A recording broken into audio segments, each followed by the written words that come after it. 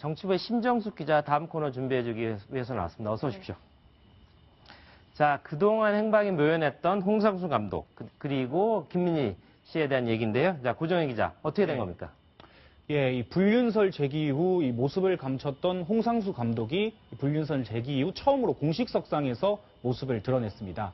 이 프랑스 현지 시간으로 어제죠. 네네. 마르세유 국제영화제에 직접 참석을 한 건데요. 네. 마르세유 국제영화제에는 홍상수 감독 회고전이 열리기 때문에 이 홍 감독이 직접 참여한 것으로 보입니다. 아, 그렇군요. 당초에는 회고전이 열림에도 불구하고 홍 감독이 참석하지 않을 수 있다. 이런 이 분석이 나왔는데 홍 감독이 직접 참여를 했고요. 이 영화제 측에서는 SNS에 홍 감독이 참여했다는 것을 공식적으로 알렸습니다. 그런데 화면 보면 아시다시피 뭐 특유의 모습, 홍상수 감독의 특유의 모습은 뭐 그대로입니다. 이 캐주얼한 모습에 안경도 올려 쓰고요. 활발한 모습을 보이고 있는데, 근데 다만 예전에 비해서 평소 모습에 비해서 부쩍 야위고 마른 모습을 볼 수 있습니다.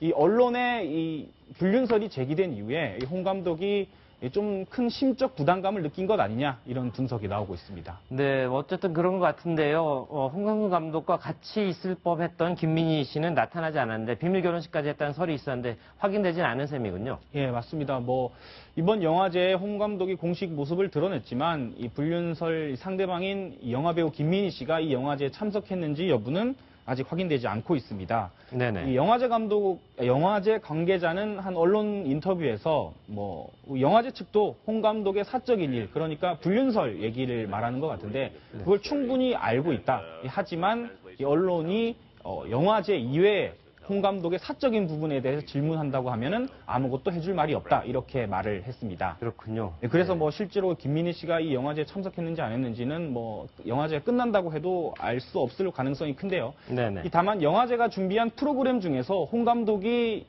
이 관객과의 대화를 하는 프로그램이 있습니다. 네. 관객과의 대화 같은 경우에는 상당히 감독이 관객과 자유롭게 대화를 나누는 프로그램이기 때문에 혹시나 홍 감독이 최근에 제기된 불륜설에 대해서 홍 감독이 좀 공식적으로 얘기를 꺼내지 않을까, 이런 좀 기대감이 좀 있는 걸로 알고 있습니다. 그렇죠. 뭐 본인의 관계가 명확하다면 그 부분에 대해서 분명히 얘기를 하는 게 도리일 것 같은데요. 자, 그런가 하면 새로운 작품도 이번에 영화제에 출품을 했다죠. 어떤 작품이었습니까? 예, 맞습니다. 이 홍상수 감독이 이 당신 자신과 당신의 것이라는 영화를 이 로카르노 영화제와 산세바스티안 국제영화제에 출품했습니다. 뭐 영화제 정식으로 채택이 될지는 좀 심사를 기다려 봐야 될 것 같은데요. 네네. 뭐 그래서 이제 홍 감독이 이 불륜설이 제기됨에도 불구하고 공식적으로 계속 활동을 하는 것 아니냐, 이런 분석이 나오고 있습니다.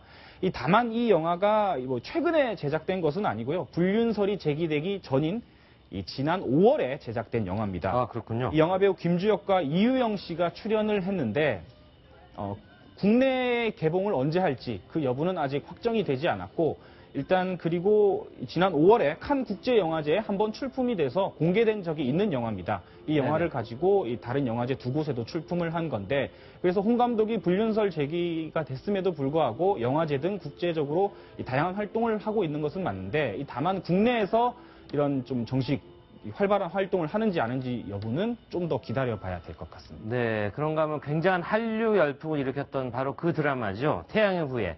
태양의 후예를 만들었던 그 세트장이 오히려 태양의 후예의 어떤 흥행 기분을 망친다, 이런 얘기가 나오고 있는데 어떻게 된 건지 손소 변호사 소개해 주시죠. 이 태양의 후예가 사전 제작 드라마였습니다. 아, 그렇군요. 촬영을 다 마치고 그 다음에 방송을 이제 하기 시작했는데요. 네네. 그러다 보니까 이 드라마가 인기를 끌고 또 이제 세트장에 대한 관심도 이제 모아지고 관광객들이 뭐 세트장 한번 가보고 싶다라고 생각할 때는 이미 다 철거가 된 후였습니다. 아, 그렇군요. 그러다 보니까 이제 태백시에서 뒤늦게 이렇게 인기가 많은데 그러면 이미 한번 철거한 거지만 다시 한번 세트장을 만들자, 촬영한 것처럼 해서 1억 7천만 원을 들여가지고 세트장을 복원했습니다. 근데 문제는 제대로 복원했으면 인기도 끌고 관광객들이 좋아했을 텐데 너무나 허술합니다. 지금 보시는 것처럼요. 네, 지금 저 장면이 저희가 오늘 직접 촬영한 그 장면. 부지는 꽤 넓은데 겉에서 봐도 약간 좀 뭔가 허술해 보이고 실제 저게 드라마 촬영장이 맞나 의심을 가질 정도입니다. 더군다나 실제로 그 드라마에 등장했던 주요 세트 중에는 복원되지 않은 장면도 많고요.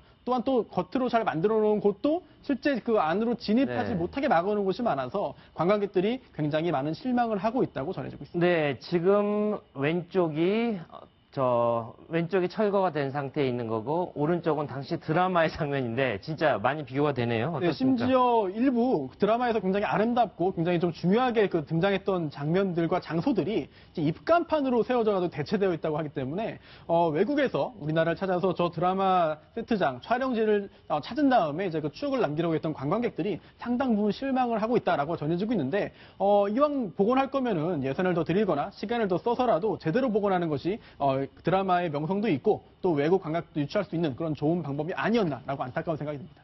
네, 그렇습니다. 한류 열풍이라는 게 사실은 당연한 건 아니지 않습니까? 한류 열풍 잘 만들어 온 만큼 거기에 대해서 지키는 것 상당히 중요한데요. 저런 식으로 가면 우리 한류를 사랑했던 그런 팬들이 떠날 것 같습니다.